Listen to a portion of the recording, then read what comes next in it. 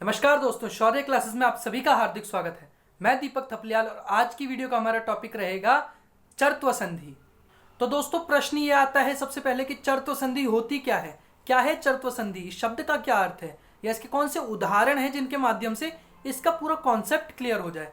तो दोस्तों इसी को पूरे सारे विषयों को हम इसी वीडियो में चर्चा करेंगे जो आप लोगों के लिए इंपॉर्टेंट होने वाली है वीडियो, तो इसे आप लोग अंत तक देखिए। और हाँ दोस्तों, इस वीडियो को शुरू करने से पहले मैं आप सभी लोगों से एक रिक्वेस्ट करना चाहूंगा, अगर आप लोग इस चैनल पे नए हो या अगर आपने अभी तक इस चैनल को सब्सक्राइब नहीं किया है तो अभी बेल आइकन बटन दबाइए और इस चैनल को सब्सक्राइब कीजिए, ताकि इस चैनल पे आगे आने वाली जितनी भी इंपॉर्टेंट एजुकेशनल वीडियोज हैं जो आपके लिए या आपके किसी अपने के लिए इंपॉर्टेंट हो सकती हैं, उनकी नोटिफिकेशन आप लोगों से मिस ना हो और आपको मिलती रहे वो नोटिफिकेशन। और दोस्तों हाँ, इस वीडियो को भी आप लोग एंड तक देखिएगा, क्योंकि ये जो वीडियो है इसका जो चरत्व संधि का विषय है वो उसका पूरा कॉन्सेप्ट आपके माइंड में क्लियर रहे, उससे रिलेटेड कोई भी महत्वपूर्ण बिंदु इंपॉर्टेंट पॉइंट आप लोगों से मिस ना हो। तो दोस्तों आइए इस वीडियो को शुरू करते हैं।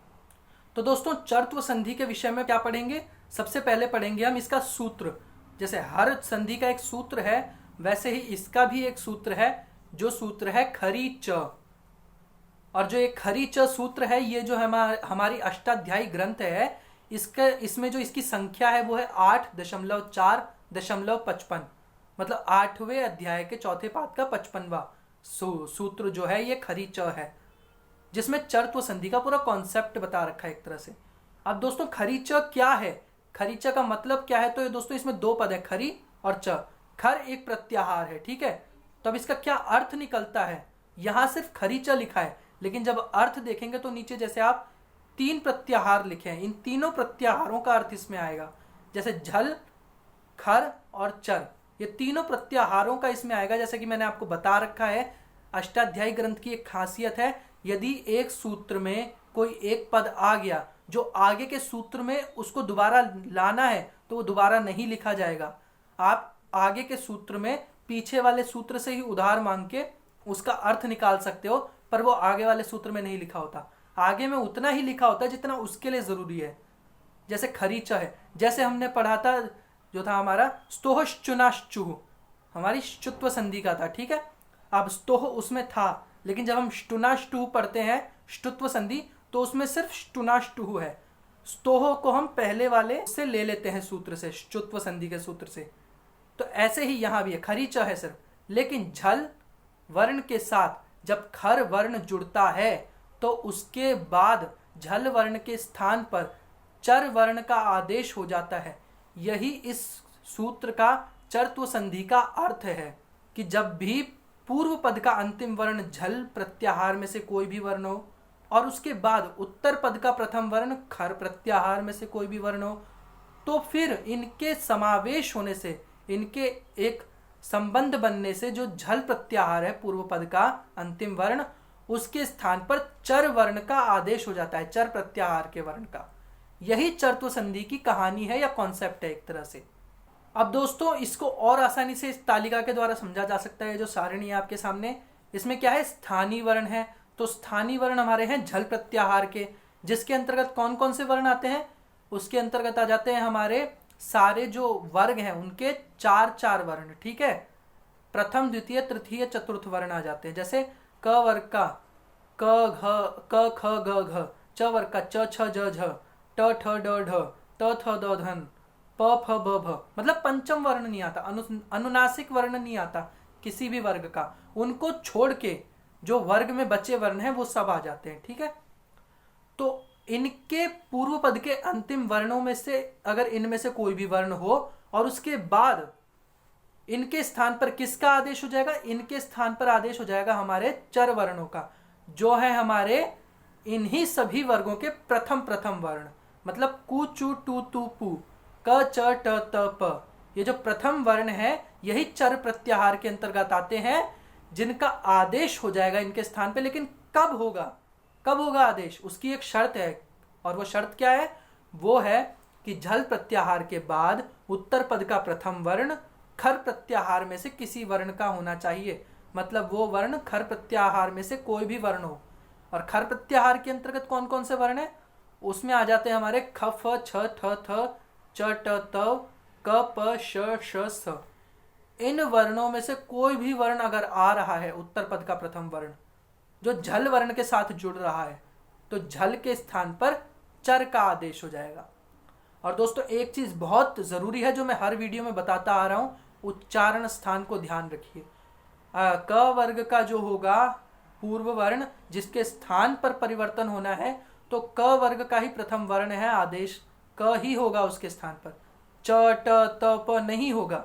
ठीक है, जो उच्चारण स्थान है, जो वर्ग है, उसी वर्ग का प्रथम वर्ण होगा, उसी उच्चारण स्थान का।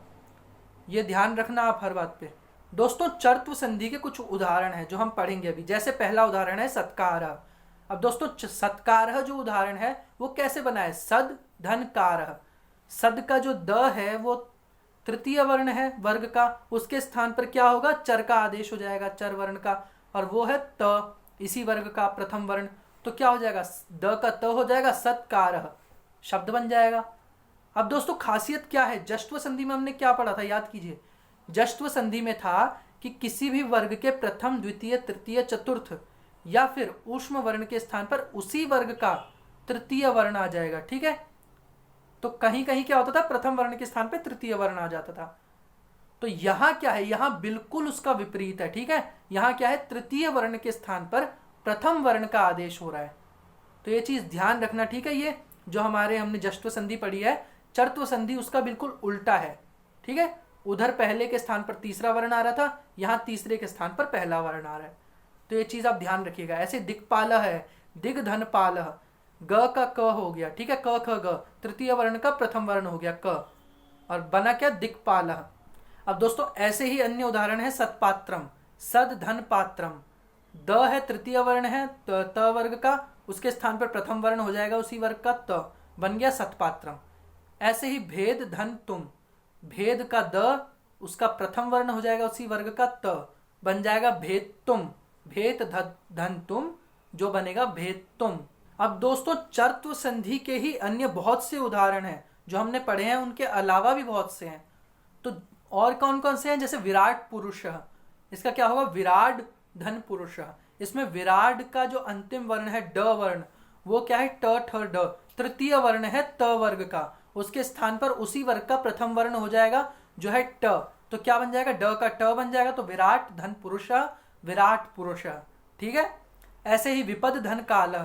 तो इसमें विपद का जो अंतिम वर्ण है द, वो क्या है? तृतीय वर्ण है त वर्ग का, दंत्य वर्ण, और उसके स्थान पर पहला वर्ण हो जाएगा उसी वर्ग का। तो क्या बन जाएगा? विपत धन कालः, विपत कालः। ऐसे ही अनुष्टुभ धन छंदः, इसमें चतुर्थ वर्ण है भ, और इसके स्थान पर क्या हो जाएगा? प्रथम वर्ण हो जाएगा।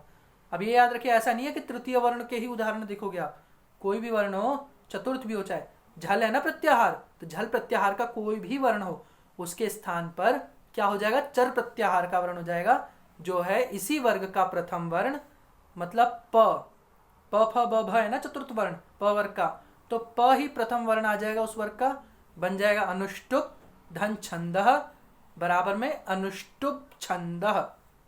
तो ये दोस्तों अन्य उदाहरण थे, इसके माध्यम से चर्त्व संधि हमने समझ ली क्या होती है, उसका पूरा कॉन्सेप्ट समझ लिया। अब दोस्तों हमें समझना है कि आपने ये वीडियो देख के क्या समझा, तो आप हमें कमेंट बॉक्स में लिखकर बताइए कि अस्मत् धन पुत्रः, इसको जोड़ेंगे तो इनका संधि युक्त पद क्या बनेगा, और संपद धन कुमारः, इनको जोड़ने पर इनका संधि युक्त पद क्या बनेगा। तो आप हमें कमेंट बॉक्स में लिखकर बताइए इनके संधि युक्त पद, ताकि हमें पता चले आप सीख रहे हैं, हमारी वीडियो बनाने का कुछ फायदा हो रहा है। तो दोस्तों आज की वीडियो में इतना ही। आपको वीडियो अच्छी लगी तो इसे लाइक करिए, कमेंट करिए, शेयर करिए, और हाँ दोस्तों सब्सक्राइब करना मत भूलिएगा। और आपको कोई इंपॉर्टेंट वीडियो लग रहा है जो आपको समझ नहीं आ रहा टॉपिक, तो आप हमें बता दीजिए, हम अगली वीडियो उस टॉपिक पे ले आएंगे। इस टॉपिक से रिलेटेड सारी वीडियोस पढ़िए हमारे चैनल पे, आप वो भी देखिए, फिर इन्हें भी देखिए, आपको अच्छे से समझ आएगा, पूरा कॉन्सेप्ट क्लियर होगा। तो दोस्तों आज की वीडियो में इतना ही, मिलते हैं अगली वीडियो में। नमस्कार।